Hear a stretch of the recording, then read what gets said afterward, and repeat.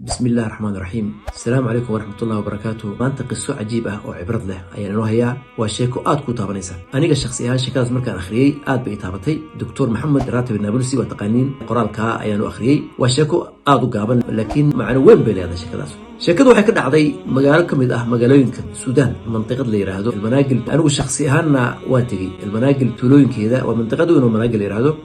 tuulooyinkeeda in badan baan tegay marka aan jaamacadaha qaybaha caafimaadka dhigin jiray ee Suudaan. sheekada magaceedu waxa weeye Baa'icatul Khubs. Baa'icatul Khubs waa gabadha yar ee roodhida iibisa. iskuulku yaalay mantiqada aan idin sheegayo, macallin ayaa wuxuu dhigi jiray xisaabta. iskuulku wuxuu ahaa primary school buu ahaa. macallinkaas uu xisaabtu dhigi jiray. marka uu soo galo fasalka uu ardayda u sharaxayo kalaaska ama fasalka daaqadiisa, daaqada gadaasheed waxaa fadhiisata gabar yar oo miskiinad ah, oo gabar yar oo aad u qurux badan bay ahayd. gabadhaas waxay iibsaa roodhida iyadoo yar. aabeed uu dhintay, 4 walaalo oo ka yaryar bay leedahay.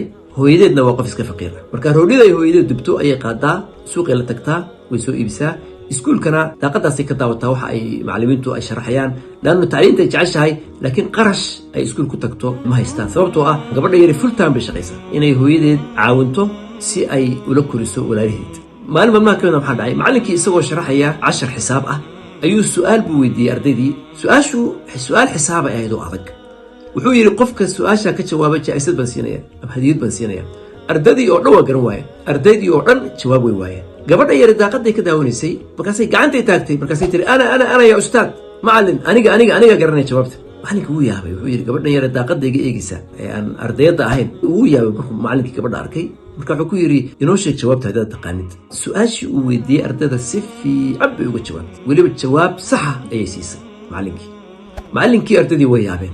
markuu sheekadeedii maqlay ayuu go'aan buu gaadhay inuu isagu gabadha macnaha qarashkeeda inuu isagu ka bixiyo, macnaha wixii ku saabsan iskuulka. mudiirkii iskuulka u tegey, wuxuu ku yiri gabadha anaa ka mas'uul ah, waxaa la baro. wayna ku adkayd laakiin inay fasalka soo gasho oo in meel fasalka laga siiyo way ku adkayd. macallinku wuxuu yiri anaa ka mas'uul ah, duruusteedana daaqadda ha ka daawato. haddii xitaa loo diiday inay fasalka soo gasho, daaqadda ha kala socoto, daaqadda ha istaagto, buugeeda anaa siinaya, wax kasta anaa ka bixinaya.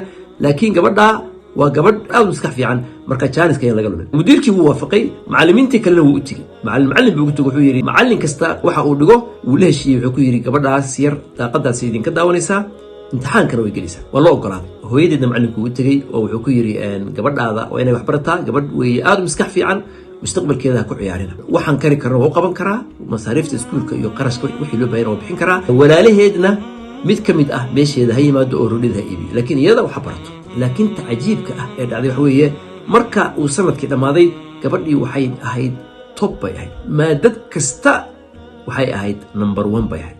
maadadii kasta waxay ahayd qofkii ugu horreeyey. macallinku ballantiisii si fiican buu uga soo baxay ilaa uu gabadhii gaarsiiyey secondary-ga galaaskii ugu horreeyey. secondary-gu waddanka 3 bay ahayd. waxay ahayd sanadka 1, sanadka 2, sanadka 3. marka sanadkii ugu horreysay secondary-ga ayuu gaarsiiyey iyada oo sanad kasta top number 1 ka qaadata. maalin maalmaha ka mid a maxaa dhacay, macallinkii waddanka uu ka tegey, dibadda uu dhoofay, shaqo kale ayuu dibadda ka helay oo waddan kale uu dhoofay. markaa gabadha walaalkeedu wuxuu iibsaday gaari ximaar buu iibsaday lagu qaado biyaha oo biyaha lagu iibiyo. isaga ayaa mas-uuliyaddii qaaday inuu gabadha lacagta ka bixiyo ilaa inta ay secondary-ga dhammaynayso ama ilaa inta ay tacliinteeda oo dhan dhammaynayso. macallinkii markuu dhoofay markaa 12 sano laysma arag. 12 sano kadib macallinkii Suudaan buu ku soo noqday. markuu qurbaha joogay, nin saaxiibkiis ah oo ay qurbaha ka wada shaqayn jireen inan buu leeyahay ka dhigta jaamacadda qaybta caafimaadka ee Suudaan ee Khartoum. marka wuu ku ballamiyey, wuxuu yiri markuu adeerkaa yimaado bal soo dhaweey. macallinkii iyo inankii caafimaadka dhigan jiray baa israacay. jaamacaddii bay tageen, waxay fadhiisteen meel cafeteria ama meel coffee shop-ka ah oo shaah lagu cabayo qahwaha. iyagoo fadhiya, gabadh aad u qurux badan intay xoogaa istaagtay bay macallinkii si cajiib ah ayay u eegtay macallinkii. marka macallinkii wuu yaabay, inankii buu la hadlay. marka inankii wuxuu ku yiri adeer gabadha sida ay eegaysaa miyaa taqaanaa? inankii wuxuu ku yiri lahjada Suudaaninta buu ku yiri, oo in tarjumayaa wuxuu ku yiri دي بروفيسورة بتدرس لطلبة الجامعة السنة السادسة كلية الطب. بتدرس لطلبة الطب السنة السادسة. معناها هي وقبل بروفيسور وحاول dhigtaa ardayda caafimaadka dhigta ee jaamacadda sanadka 6aad ee waliba ugu muhiimsan weeye. inankii baa ku yiri inta btacrafa ya cammu, macnaha adeer gabadha ma taqaanaa? marka macallinku wuxuu yiri may gabadhan ma garanayo, laakiin siday ii soo eegaysan ka yaabay. mar kaliya maxaa dhacay, gabadhii macallinkii bay ku soo orday, saasay ugu dhigtay. macallinkii bay ku dhigtay, madaxay ka dhunkatay, way iska oydi. marka dadkii meesha jooga dhan baa yaaba waxay siraadeen talow ma aabaheed ba markaasay ooyday ilaa ay gabadhii dawaqday waa la soo gaadhay meel baa la fadhiisiiyey ilaa ay miyirkeedii soo ceshatay markaasay iska oyday oo macallinkii bay ku tiri macallin miyaadan i garan gabadhii baan ahay iibin jirtay roodhida macallin miyaadan i garan gabadhaadii baan ahay gabadhii roodhida iibin jirtay baan ahay bay ku tiri macallin bay tiri waxaan ahay gabadhii miskiinadda ahayd ee aan mustaqbalka lahayn ee aan waxba haysan baan ahay waxaan ahay macallin gabadhii aad ka dhigtay qof bani aadan ah qof naftiisii iyo dadkiisii anfacay gabadhii aad ka dhigtay baan ahay macallin bay tiri ilaahay subxaana wa tacaala fadligiisa sida aad adigu ii dhaqaalaysay oo aad iiga warhaysay oo i maalgelisay oo lacagta iga bixisay oo wax kasta i siisay oo aan meel fiican ka gaadhay adduunka ayaan ahay macallin waxaan ahay gabadhaadii roodhida iibin jirtay baa'icat alkhubs gabadhii markii la wada fadhiistay ee la wada sheekaystay waxay ku cusumtay macallinkii iyo asxaabtii iyo dad badan oo ay ku taqaanay jaamacadda waxay ku cusumtay gurigooda hooyadeed ba u tagtay iyo walaalaheed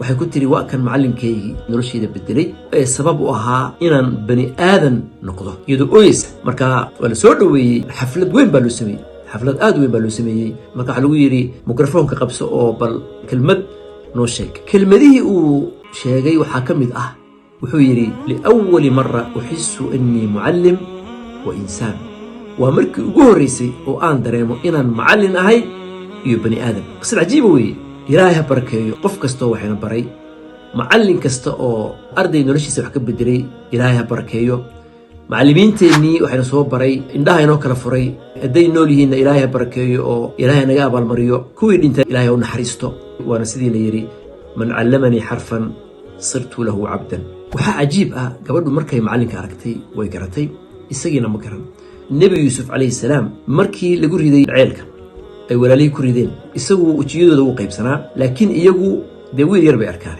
marka dhowr sano kadib markii ay isku arkeen masar oo ay masar tageen oo uu boqor noqday nebi yuusuf calayhi salaam wejiyadoodii wuu gartay laakiin iyagu ma garan sababtuna waa maxay qofku marka uu yar yahay aabihii iyo hooyadii iyo matalaadii dadka waaweyn wejiyadooda wuu qaybsan yahay weligii ma ilaawi karo isagoo yar laakiin iyagu marka ay arkaan ilmaha yar maanta 20 sano kadib garan maayaan dadka aad istaqaaniin maanta adoo yar oo matalan 10 jira 12 jira markaad beri noqotid 30 ama 40 waxaa laga yaabaa wejigaaga inuu isbedel weyn ku dhaco marka ku garan maayaan waa adagtahay laakiin adigu markii waad garanaysaa subxaan allah arrin cajiib weeye insha allah intaas maanta naga tahay marka halkaas aynu kusoo dhammaynaynaa sheekada aad baa u mahadsantihiin walaalaha kommentiyada igu soo qoraa ama walaalaha like saara ama sii share gareeya aad baa ugu mahadsantihiin haddaad ku cusub tahay channelka subscribe saar gambaleelkana ii taabo si wax kasta kuu soo gaadho like-na saar siina share gareeha laga faa'iidaysta insha allah asalaamu calaykum waraxmatullahi wabarakaatuh